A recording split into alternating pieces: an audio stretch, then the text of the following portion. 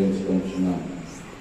నాయన, ఉదయకాలం నుంచి మా రాకపోకలైన మేము సంచరించి ప్రతి ప్రదేశమందున మాకు కనిపించని ప్రమాదాల నుంచి మీ కృపగల ఆత్మల కింద భద్రపరిచి ఈ రాత్రి బహుమానంగా ఇచ్చి ఈ విధంగా బలస్వామికుల విధంగా చేరి దేవా మీకు మొరపెట్టుకున్నటకు, మీ కృపావసరం మీద వచ్చుటకు దీనులము దరిద్రులము ఈ యోగ్యత అర్హత లేని మాకు మీరు ఇచ్చినట్టు గొప్ప శ్రేష్టమైన గొప్ప సమయాన్ని బట్టి మీకు స్తోత్రాలు చెల్లించుకుంటున్నాను.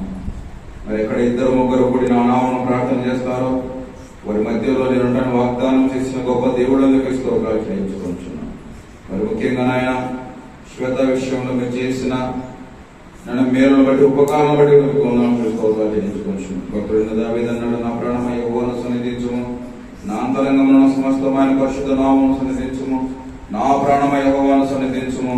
ఆయన చేసిన ఉపకారములలో దేవుని మరొక మాట బట్టి కూడా మీకు స్తోత్రాలు చెల్లించుకుంటున్నాం. మరి కుటుంబం చేసిన మేలు బట్టి ఉపకారం బట్టి కూడా మీకు స్తోత్రాలు చెల్లించుకుంటున్నాం. దేవాలయ కుటుంబం పాట ద్వారా స్తుతిస్తుండగా మీరే మహిమ పొందండి. మీ దాసు వాక్యం చెప్తుండగా చేరవచ్చిన మాకు వినగల చెవు గ్రహించండి. దేవా కృప చూపించండి. కూడిక అంతట్లో మిమ్మల్ని మీరు బయలుపరుచుకొని మహిమ పొందమని మా ప్రభువు, మా రక్షకుడు, మా ప్రాణప్రియుడు, మా ప్రాణదాత అయిన ప్రభుని యేసుక్రీస్తు ప్రభు నామములోనే ప్రార్థించి ప్రారంభం చేయుచున్నాము తండ్రి. ఆమేన్.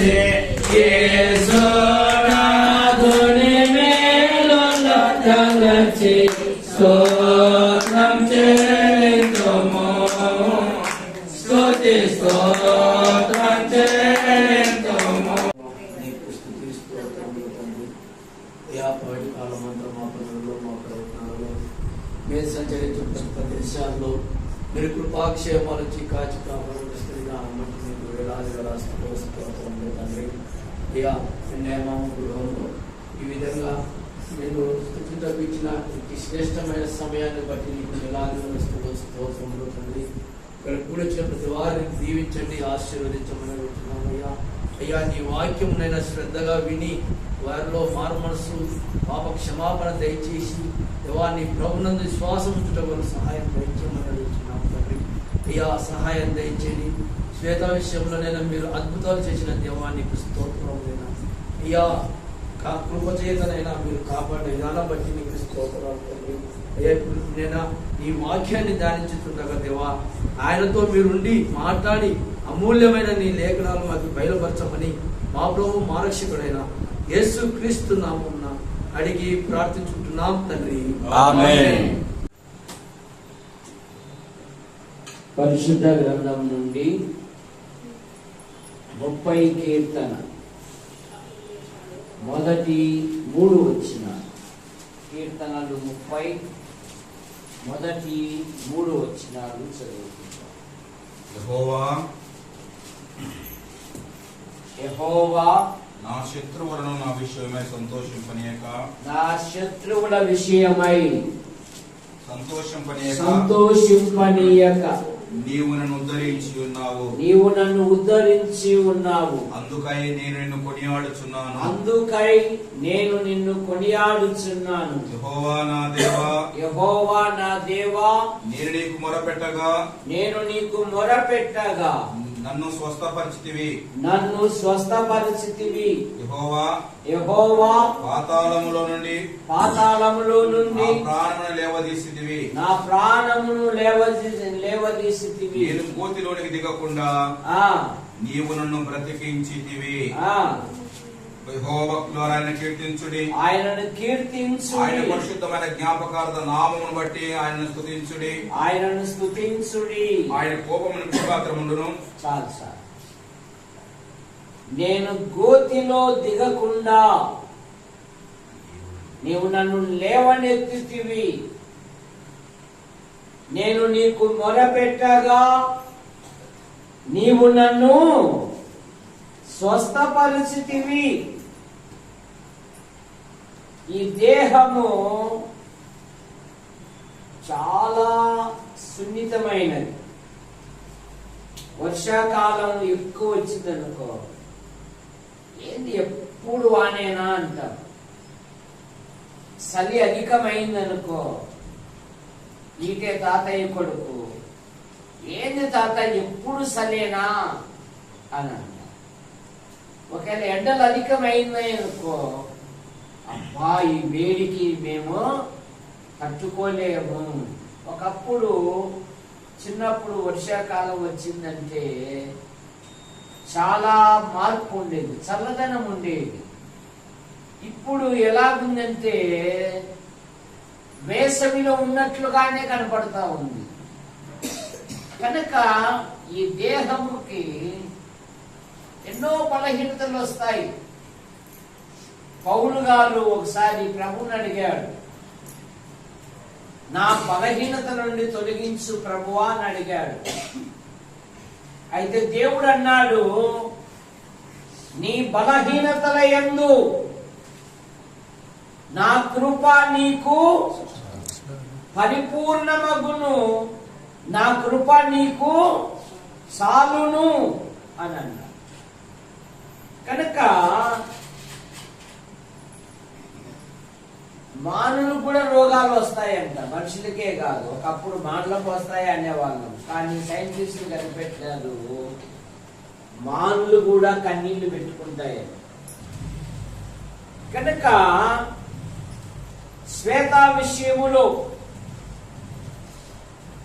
దాదాపు ఒక 4 నిమిషాలు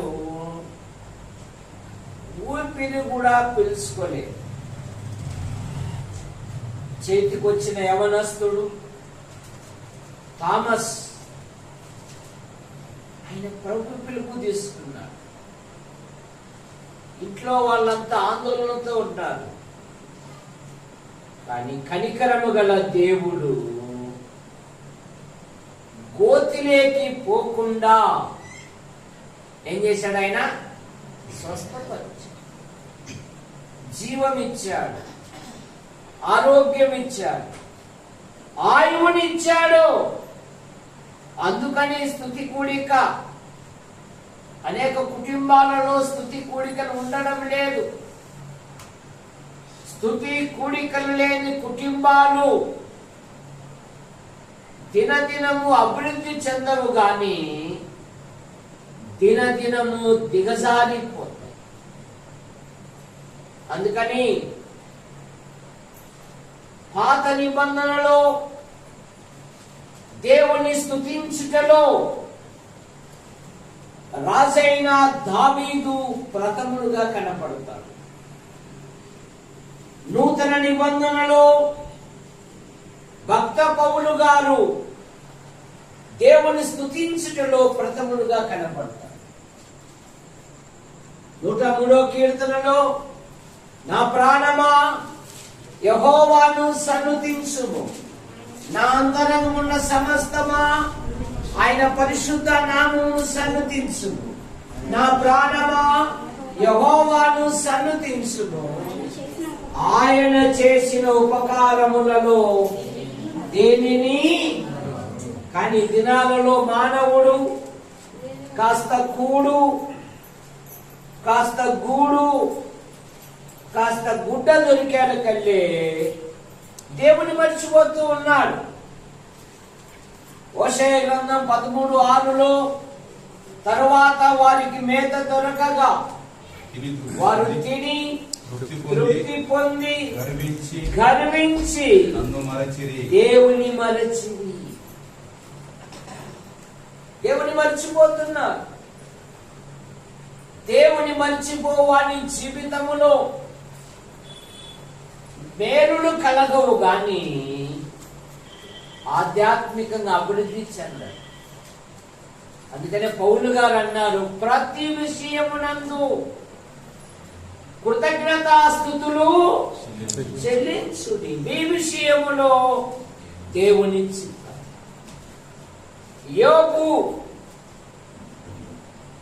తూర్పు దిక్కు జనులలో అత్యంత ధనవంతుడు, దేవుని యందు భయభక్తులు కలిగిన వాడు, నీతిమంతుడు, న్యాయవంతుడు, యథార్థవంతుడు, చెడుతనమును విసర్జించిన వాడు. అతని వంటి వాడు ఎవరును లేడు అని సాక్షాత్తు సృష్టికర్త అయిన దేవుడే సాక్ష్యం ఇస్తుంది. దేవుని పక్షాన దేవుని కొరకు యోబు నలిగిపోయాడు. కానీ యోబు అన్నాడు, యెహోవా ఇచ్చెను, యెహోవాయే తీసుకొనెను, యెహోవా నామమునకు స్తోత్రము కలుగునుగాక. పైగా అంటాడు యోబు, ఆయన నన్ను చంపినను నేను ఆయన కొరకు నిలబడతా అన్నాడు. యోబు గ్రంథం 13వ అధ్యాయము 15వ వచనం. 13వ అధ్యాయము 15వ వచనం.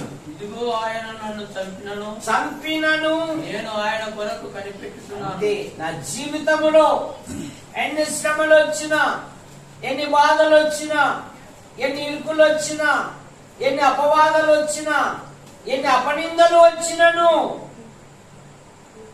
ఆయన నన్ను చంపినను నేను ఆయన కొరకు కనిపెట్టేదను. ఒక గొప్ప సాక్ష్యం ఇస్తున్నాడు 19వ అధ్యాయం 25వ వచనంలో. నా విమోచకుడు సజీవుడనియు భూమి మీద నిలుచునని నేనెరుగుదును. నా విమోచకుడు, నేను విశ్వసించు దేవుడు, ఏ దేవుని కొరకు నిరీక్షణతో ఉన్నానో ఆయన నిర్జీవము గలవాడు కాదు, సజీవుడైన దేవుడు. నా విమోచకుడు సజీవుడని నేను ఎరుగుదును. అందుకంటాడు 23వ అధ్యాయము 10వ వచనములో, ఆయన నన్ను శోధించిన తర్వాత శుద్ధ సువర్ణము వలె నేను కనబడేదను. చూసారా, ఆయన నన్ను శోధించినను నేను శుద్ధ సువర్ణం వలె నేను కనబడతాను. పైగా యోబు అన్నాడు, ఏదమ్మా తల్లి పిల్లలు ఈ వయసులో కూడా కొట్లాడుతున్నారు మీరు, తల్లి పిల్లలు ఎందుకు కొట్లాడుకుంటా? కనుక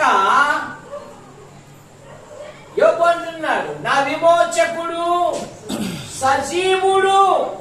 23వ అధ్యాయము 10వ వచనములు అంటున్నాడు, నేను నడుచు మార్గము ఆయనకు తెలియను, ఆయన నన్ను శోధించిన తర్వాత నేను సువర్ణం వలె కనబడదును. నేను సువర్ణం వలె, నేను నడుచు మార్గము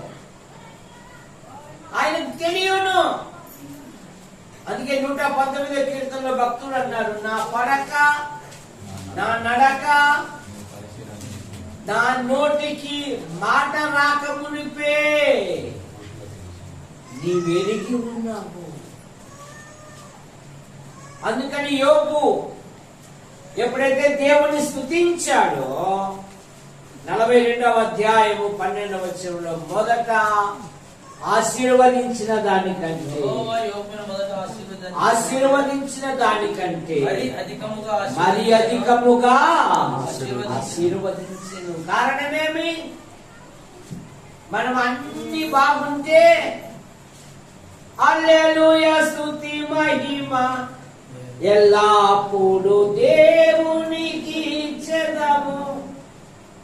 ఇంటిలో ఏదైనా తక్కువైందనుకో, అమ్మ మన పాట పాడుకుందాము అంటే, నువ్వు ఆడీడ బాగా తిని గుర్రాయి మాదిరి ఉండావు, నువ్వు కాదంటే పాడుకో, మాకు ఈ కొరతలతో మేము పాడలేమంటున్నా. యోబు అలా కాదు.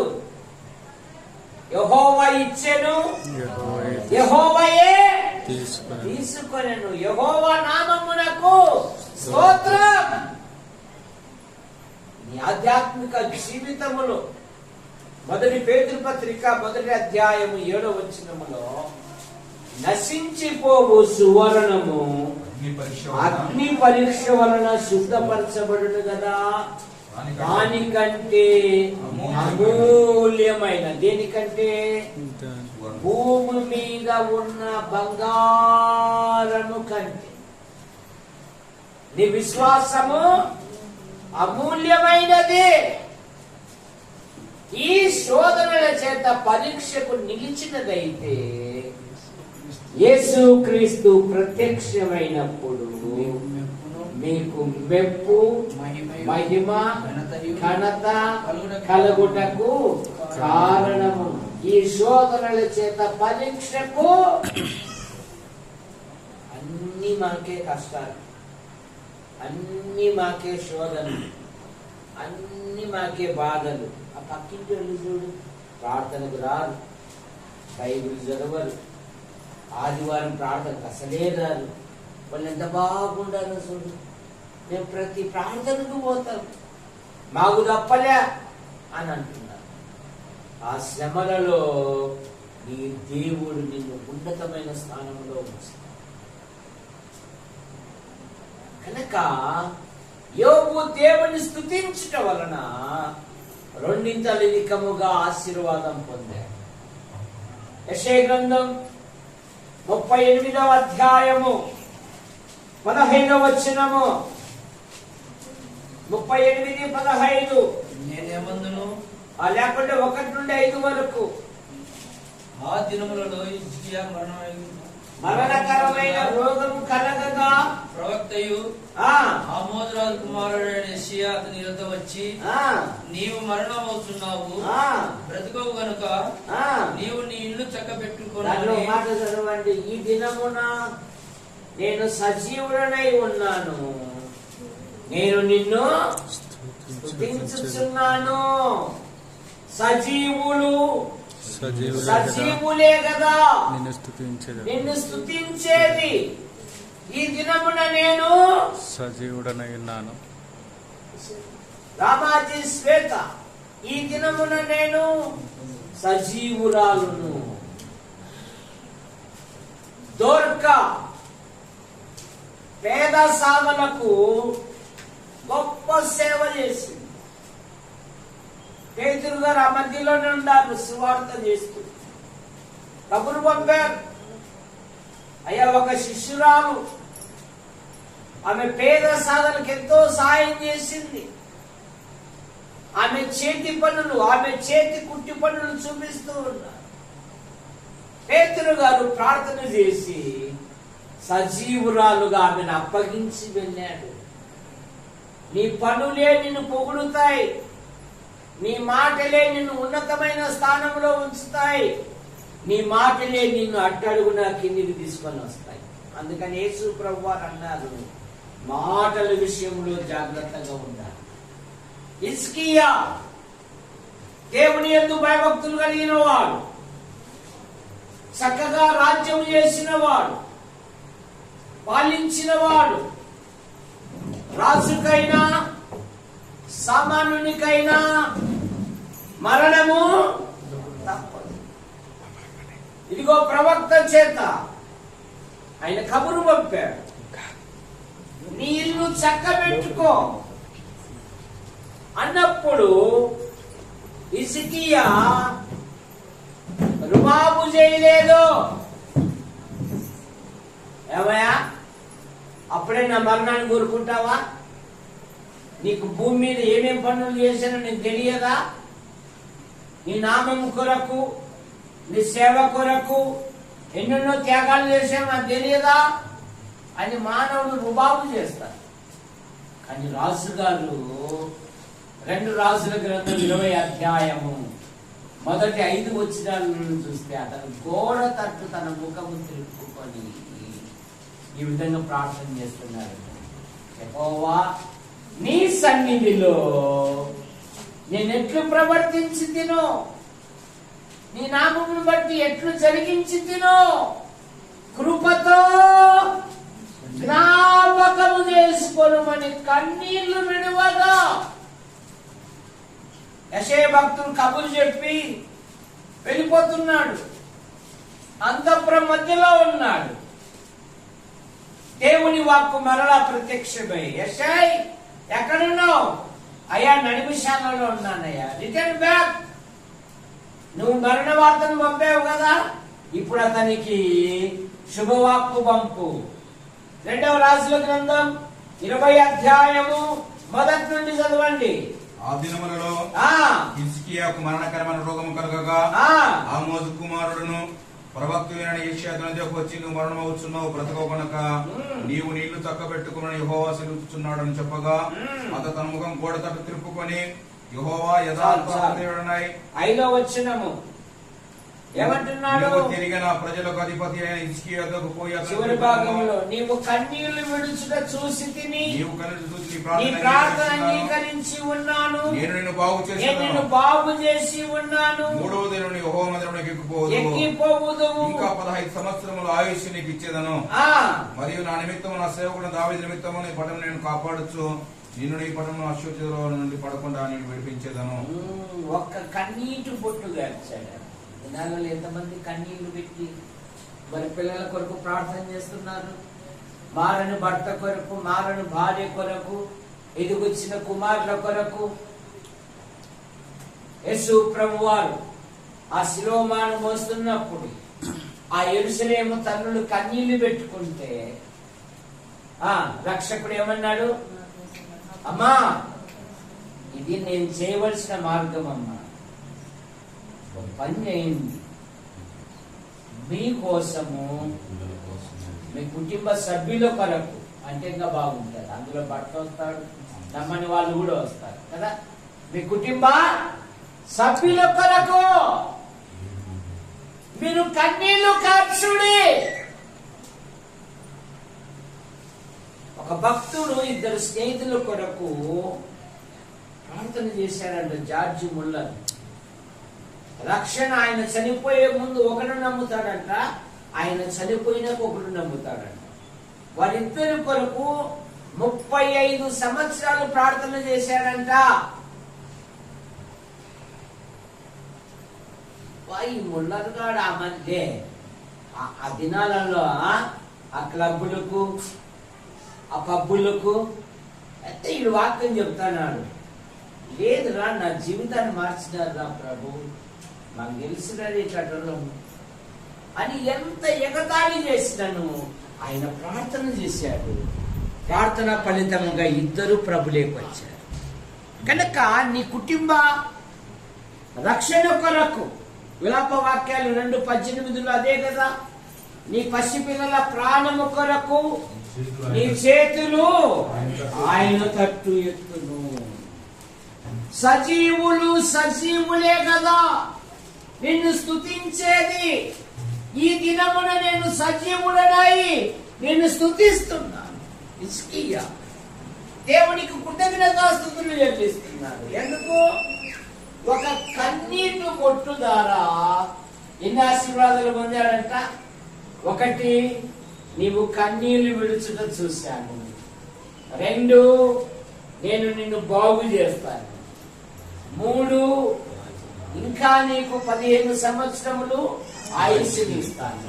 4, నువ్వు ఉన్నంత వరకు యెరూషలేము మీదికి ఏ శత్రువు యుద్ధానికి రాడు.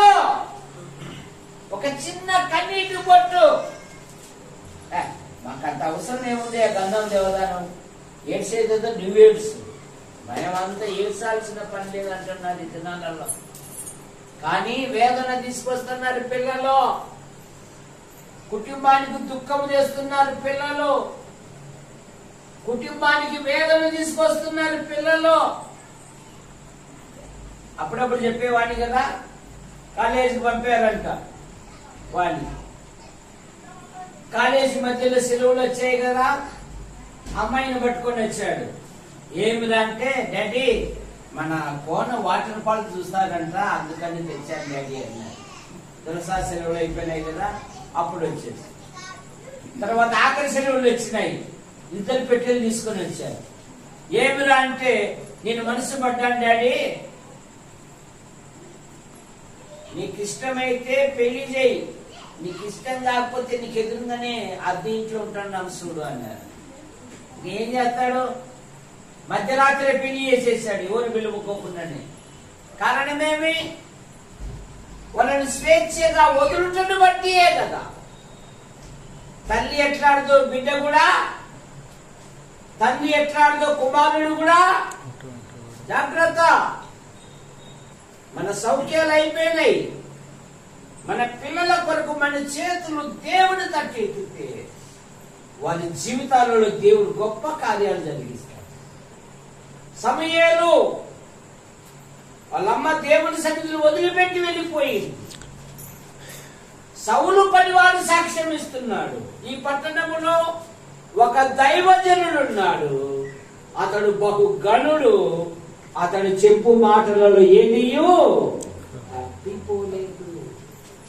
దేవుని సన్నిధి నుండి పారిపోయిన యోనాను, రత్నకుమారుడికి యోనా కథ బాగా తెలుసు.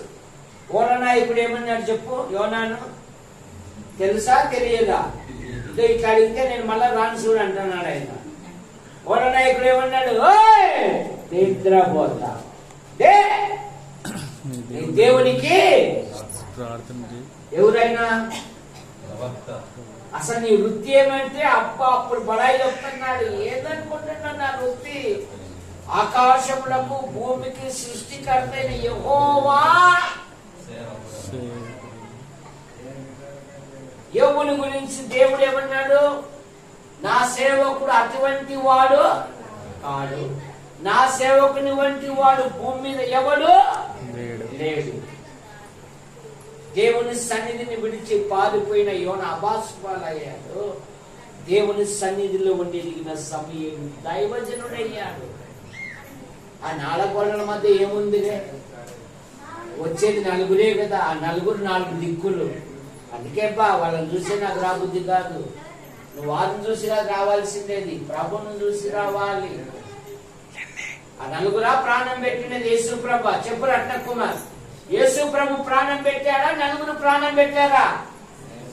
కనుక యేసు ప్రభు నిమిత్తం రావాలి. యేసు ప్రభు వారు ఏమన్నారు? ఎక్కడ 2-3 కూడి ఆ 4 ఉంటామన్నారా? నేను ఉంటానన్నాడా? చెప్పు కదా, ఎవరుంటన్నారు? దేవుని బట్టి రావాలా. యేసు ప్రభు వారు అన్నారు, ఇదిగో నేను త్వరగా వచ్చుచున్నాను, ప్రతి వానికి వాని జీతము 4 కాదు, ప్రతి ఒక్కరికి నా యొద్ద ఉంది అన్నారు. కనుక మనము ప్రభును బట్టి రావాలి. అందుకే హిజ్కియా దేవుని స్తుతిస్తున్నాడు. ఈ దినమున నేను సజీవుడనై నిన్ను మార్కు సువార్త 2వ అధ్యాయములో పక్షవాయువుతో మంచం బట్టి ఉన్న ఒకడున్నాడు. కపెర్నహూములో యేసు ప్రభు వారు వచ్చారు. ఈ ఇల్లు అయితే ఇంకా ఖాళీగా ఉంది, కానీ యేసు ప్రభు వారు ఉన్న ఇల్లు ఆ యొక్క జన సమూహంతో నిండి ఉంది. ఒక నలుగురు యువకులు ఏం చేశారంటే, వాళ్ళు తెలివైన వాళ్ళు, వాళ్ళ ఆలోచన కలిగిన వాళ్ళు దేవుని ఎదుగు తీసుకొని వస్తే దేవుడు బాగు చేస్తాడని ఆ తెలివైన యువకులు ఏం చేశారంటే, ఆ ఇంటి పైన ఉన్న పెంకులు తీసి మంచముతో సహా దించితే యేసు ప్రభు ఏమంటున్నాడంటే, వారి విశ్వాసమును చూసి, దించిన వాడి విశ్వాసమును బట్టి కాదు, వారి విశ్వాసమును చూసి, కుమారుడా ధైర్యముగా ఉండుము, నీ పాపములు క్షమించబడి. ఇప్పుడు అంటున్నాడు, నీవే పరిపెత్తుకొని వెళ్ళు అన్నప్పుడు ఆ అద్భుతము చూసిన వాళ్ళు దేవుని మహిమపరచిరి. చదవండి 2వ అధ్యాయం ఆఖరి వచనములో. అద్భుతం జరిగి వాడి ఇంటికి వెళుతున్నప్పుడు నీవే నీ పరుపు ఎత్తుకో వాడు లేచి పరుపు ఎత్తుకొని వారందరూ ఎదుట నడిచిపోయాను గనుక వారందరూ విభ్రాంతి నుండి ఇలాంటి కార్యం ఎన్నడూ చూడలేదని చెప్పుకొనుచు దేవుని మహిమపరచిరి.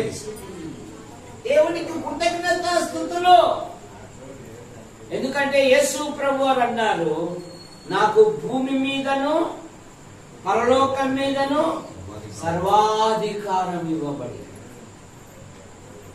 ఆయన సమాధి దగ్గరికి వచ్చి, సమాధి తోటల్లో అనేకులు ఉన్నారు, సమాధిలో ఉన్న వారులారా లేదండి అంటే సమాధి ఏమైపోతుంది? అది అయిపోతుంది. అందుకని ఏం చేశాడు? పేరుతో పిలిచాడు, లాజరు లెమ్ము అనగానే మృతుడు ఏమైనాడు? కానీ ఒక కాలము వచ్చును, ఆయన శబ్దము విని మృతులు సజీవులుగా. ఎప్పుడైతే వాడు లేచి తన పరుపును ఎత్తుకుని తండ్రికి వెళ్ళిగా చూసి, ఇట్టి అధికారం ఇచ్చిన ప్రభును వారు దేవుణ్ణి మహిమపరిచిరి, వారు దేవుని కనపరిచిరి, వారు దేవునికి కృతజ్ఞతాస్తుతులు చెల్లించారు. లూకాసు వార్త 17వ అధ్యాయంలో 10 మంది కుష్ఠరోగులు ఉన్నారు. కుష్ఠము వలన వారు గ్రామములను బహిష్కరించబడ్డారు. కుష్ఠము వలన వారు భార్య పిల్లలతో కలిసి సహజీవనం చేయడానికి లేదు.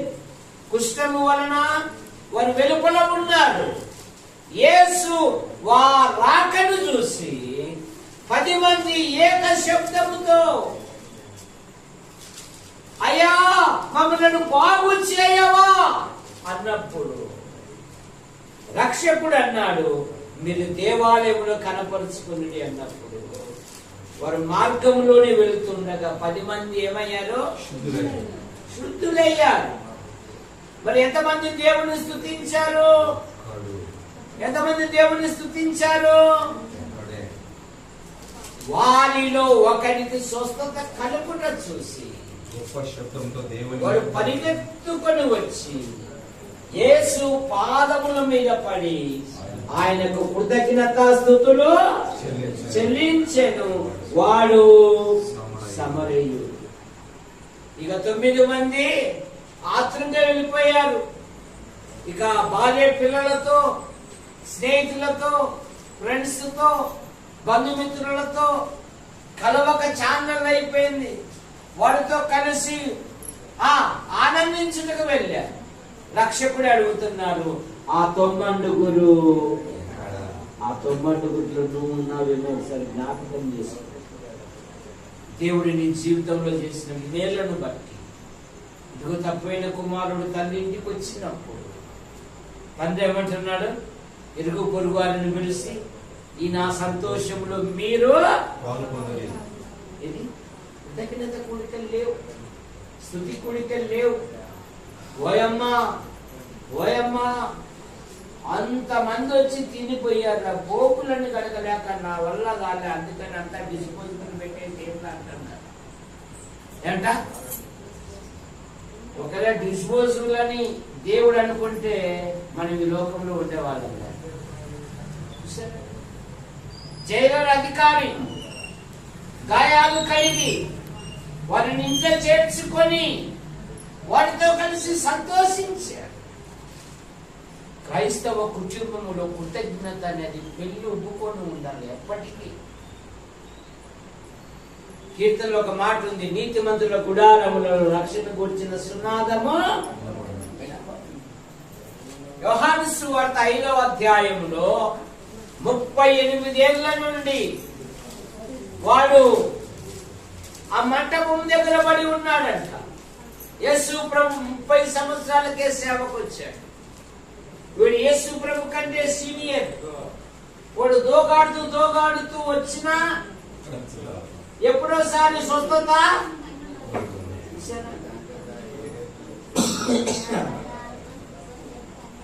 ఒక గ్రామములో యువకులకు ఒక ఇంటర్వ్యూ పెట్టాడంట, అతి సోమరి ఎవరని తెలుసుకోవడానికి.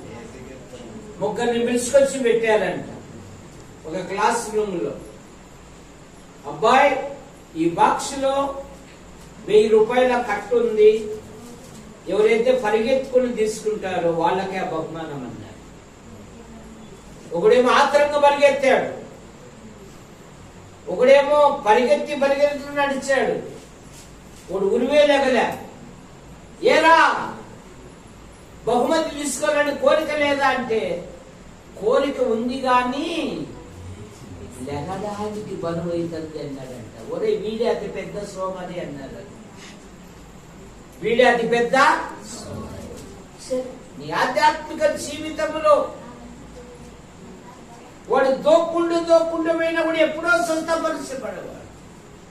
యేసు ప్రభు వారే వచ్చారు, స్వస్థపడగోరా సున్నావా.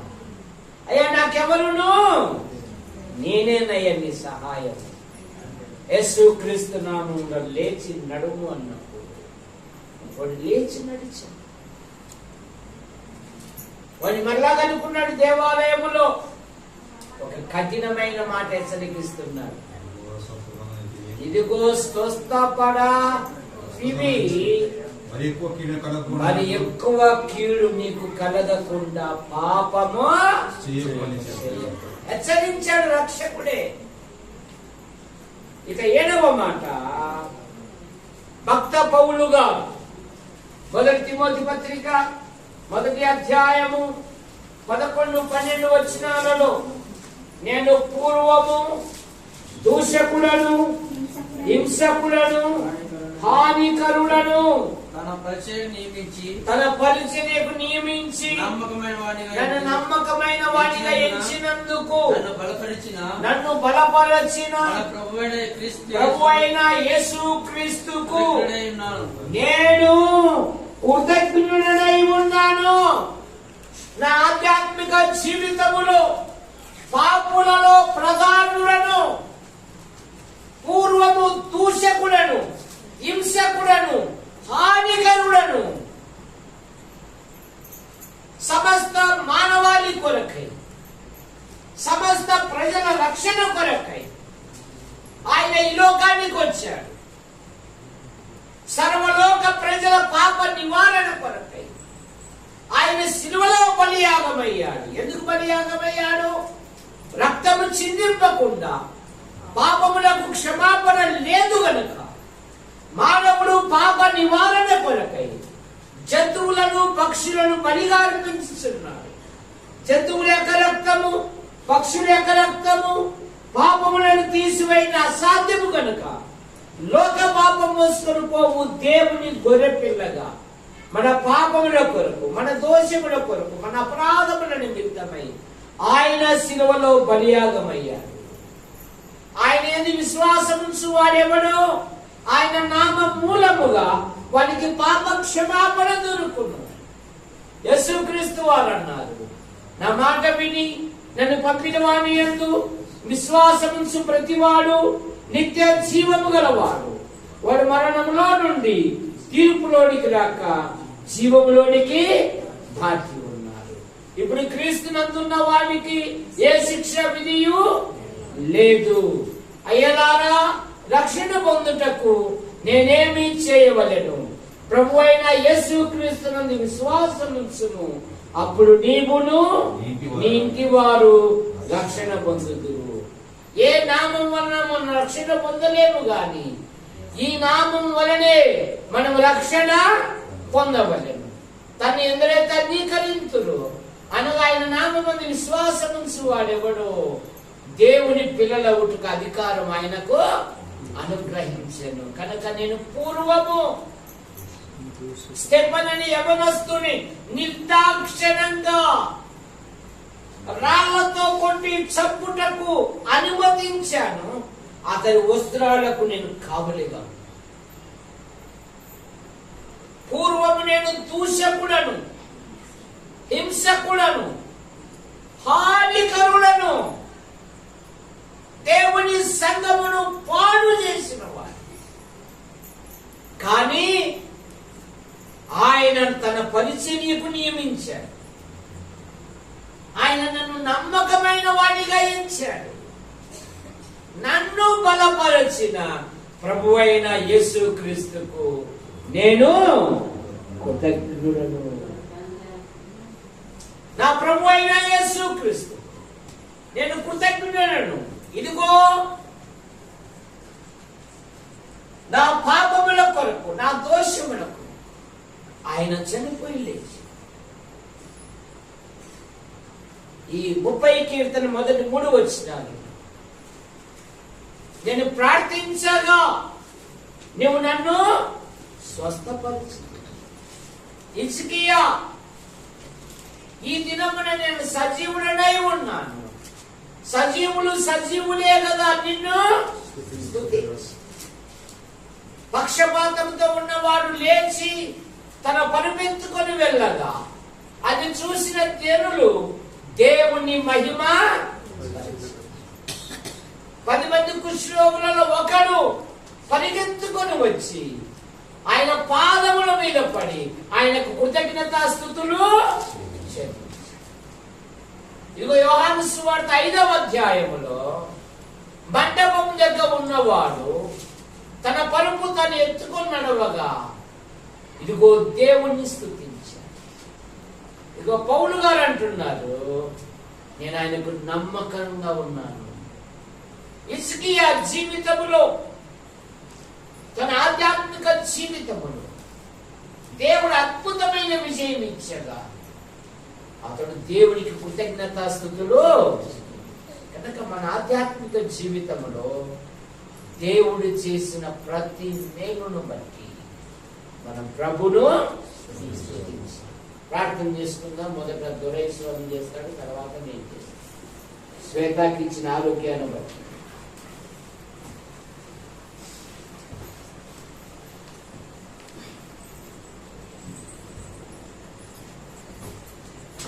పరిశుద్ధుల ప్రేమగల తండ్రి, దయగల మా నాయన యేసుక్రీస్తు ప్రభువా, నీకు వందనాలు, స్తోత్రాలు తండ్రి. ప్రభువా నాయన, హృదయ కాలమంతను కాచి కాపాడి నీ ఘనమైన నామానికి బట్టి నీకు వందనాలు, స్తోత్రాలు తండ్రి. ప్రభువా ఇక్కడ చేరొచ్చిన ప్రతి కుటుంబాన్ని కూడా దీనికి ఆశించి మీ కృపలో జ్ఞాపకం చేస్తున్నాయన.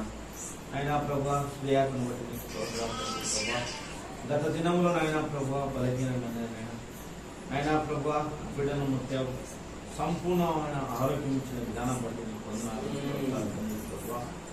ఈ గృహంలోనైనా ప్రభా తండ్రి, ఈ యొక్క చిన్నపాటినైనా ప్రభా సహాయం ఇచ్చావు. నీకు వందనములు, స్తోత్రం తండ్రి. నైనా ప్రభా కుటుంబంలో కూడా ప్రతి అవసర అక్కర తీర్చమని కూడా అడుగుతున్నాం ప్రభా, సహాయం చేసి. గత దినములనైనా తండ్రి తామాసం తెలుసుకున్నారు. ఈ కుటుంబంలో ఆదరణ దయచేయమని కూడా అడుగుతున్నాం. ఒకరి తల్లి ఒకరిని ఆదరించే కూడా నిన్ను మేము ఆదరించదని సెలవిచ్చిన దేవుడా వందనాలు, స్తోత్రాలు. ఆయన ఈ శాపం కూడా జీవించు ఆశీర్వదించమని కూడా అడుగుతున్నాం. ఇన్నైన వాటిని స్తోత్రాలు ఆదరణ ఆరకిందే బాల సంఘన వజన స్తోత్రాలు. కుమార్తెను బట్టి స్తోత్రాలు. రక్షింపబడారు తండ్రి. వివాహ విషయాలలో కృపల జ్ఞాపకం చేసుకో. కుటుంబంలో ప్రతి అవసరం అక్కడ తీసుకుంది. ఆయన ఇస్సాకు కరెంటు పనులు చేస్తున్న తండ్రి నువ్వు తోడు నీడలు నాకు నాయన జీవనంలో నడిపిస్తున్న విధానం బట్టి నీకు వందనాలు, స్తోత్రాలు. వసంతరావు భావం బట్టి నీకు వందనాలు, స్తోత్రాలు. ఇచ్చిన కుమారుడు బట్టి నీకు స్తోత్రాలు తండ్రి. బిడ్డల భవిష్యత్తు కూడా దీవించి ఆశించిన కృపలకు ఆయన సహాయం దయచేసి భార్య భర్తలకు మంచి ఆదరణ ఆరోగ్యం దయచేయమని కూడా అడుగుతున్నాం. మరి మా భర్తలు బట్టి స్తోత్రాలు. కుమారుడు కుమార్తెను బట్టి నీకు వందనములు స్తోత్రం తండ్రి. ఆ కుటుంబానికి మంచి ఆదరణ ఆరోగ్యం తెచ్చి కుటుంబంలో ప్రతి అవసరాలు అక్కడ తీర్చమని కూడా అడుగుతున్నాం ప్రభా. నీ కృపలకు జ్ఞాపకం చేసుకో అయినా ప్రభా. క్రైస్తవ కుటుంబం చేర్చబడిన ప్రతి కుటుంబాన్ని కూడా దీవించు. ఇక్కడ చేరొచ్చిన ప్రతి కుటుంబాన్ని కూడా నేను అవసరం తీసుకోండి. రక్షణ లేని వారికి రక్షణ దైక్షమని అడుగుతున్నాం తండ్రి. రక్షణ కలిగి నిరీక్షణ బిడ్డలు రక్షణగా జీవించటకు సహాయమును దైక్షమని అడుగుతున్నాం ప్రభా. అయినా ప్రభా గొప్ప దేవుడా, జీవగల దేవుడా నీకు స్తోత్రం. అయినా ప్రభా పెద్దమ్మను బట్టి నీకు స్తోత్రాలు తండ్రి. అయినా ప్రభా చాలనైనా గత దినముల నుంచి ఆయన బలహీనంగా నువ్వు ముత్యావునైనా సంపూర్ణ ఆరోగించిన విధానం బట్టి నీకు స్తోత్రాలు. అయినా చుట్టూ ఆమె తీసుకుంటున్న ప్రతి మందును దీవించి ఆలోచించమని కూడా అడుగుతున్నాం ప్రభా. నీ కృపలకు జ్ఞాపకం చేసుకుంటాను. అయినా ప్రభా ఇక్కడ చేరొచ్చిన ప్రతి బిడ్డను దీవించాలి. హృదయాన్ని లేచి నేను స్తుతించి కనపరిచే భాగ్యాన్ని దేవుడు మా ప్రభు మా రక్షకుడైన యేసుక్రీస్తు ప్రభు నామమున ప్రార్థించి స్తుతి వేడుకుంటున్నాం పరమ తండ్రి. ఆమేన్. ప్రేమించిన మా తండ్రి, మీ నామాను బట్టి మీకు స్తోత్రములు. రామాల్సి ఎన్నై గృహంలో ఈ విధంగా ప్రార్థించుకుంటున్నాము. అత్తమ్మను బట్టి మీరు స్తోత్రములు. అత్తకుంటున్న ప్రతి బలహీనత మీరు ముట్టి స్వస్థపరచండి. బాలస్వామి అక్కను బట్టి, కుమారుడు కుమార్తెను బట్టి మీకు స్తోత్రములు. శ్వేత జీవితములు 2 వారాల కిందట చాలా బలహీనంగా ఉండగా మీరు కనికరించి ఆరోగ్యం ఇచ్చారు. మీరు దేవా ఇస్సాకును కూడా మీరు దీవించారు. ఇస్సాకు జీవితంలో కూడా ప్రతి పనిలో మీరు అద్భుతంగా కాపాడుతున్న విధానాన్ని బట్టి స్వతంత్రమైన భార్య పిల్లలు మరేమో భర్త సంతానాన్ని దీవించండి. అలాగే ఇన్నయ్యను బట్టి దీవించండి. టీషాకును బట్టి దీవించండి. అలాగే యేసు ప్రభు సుందరమైన భర్త వారి సంతానాన్ని కూడా దీవించండి. ఇక్కడ సేపు వచ్చిన ప్రతి ఒక్కరిని మీరు దీవించండి. దారా కిషోర్ ఆపరేషన్ విషయంలో అద్భుతమైన సహాయం చేశారు. చక్కగా నడుచుకుంటాయి. యేసు ప్రభు మా ప్రియుడు తక్కల దావీదు గారి కంటి ఆపరేషన్ జరిగింది. మీరు ముట్టి స్వస్థపరచండి. అలాగే మరి మరో అక్క కింద పడి కొంత మోకాల నొప్పితో బాధపడతా ఉంది. ఆమెను కూడా మీరు ముట్టి స్వస్థపరచండి. ఇక్కడ చేర్చబడిన ప్రతి కుటుంబాన్ని ఆశీర్వదించండి. వారి కుటుంబాలు ఉంటున్న ప్రతి విధమైన అవసరాన్ని పెడుతుంది. సంతానం కొరకు ఎదురు చూస్తున్న బిడ్డలను దీవించండి. వారి హృదయ కోరిక నెరవేర్చండి. యేసు ప్రభువా మీకు వందనాలు చెల్లిస్తుంది. అయినా ఇంటి చుట్టూ కృపాక్షేమాలు ఉంచి కాపాడు. కుటుంబంలో ఎన్నో సమస్యలు ఉన్నాయి.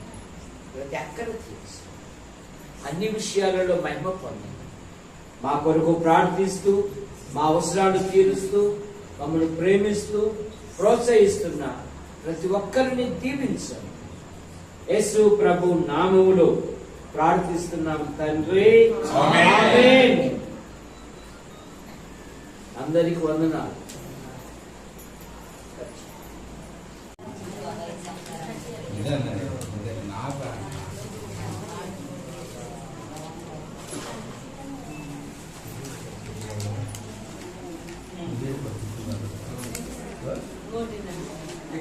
బయట ఉన్నారు చూడు.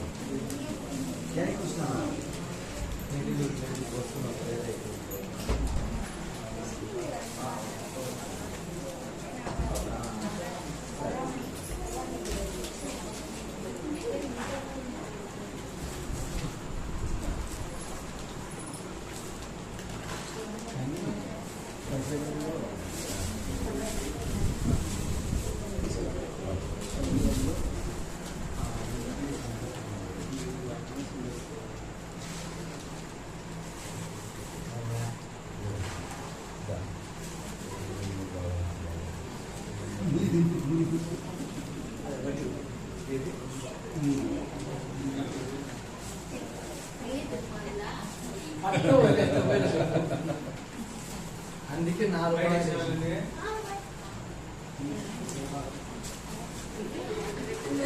Thank you.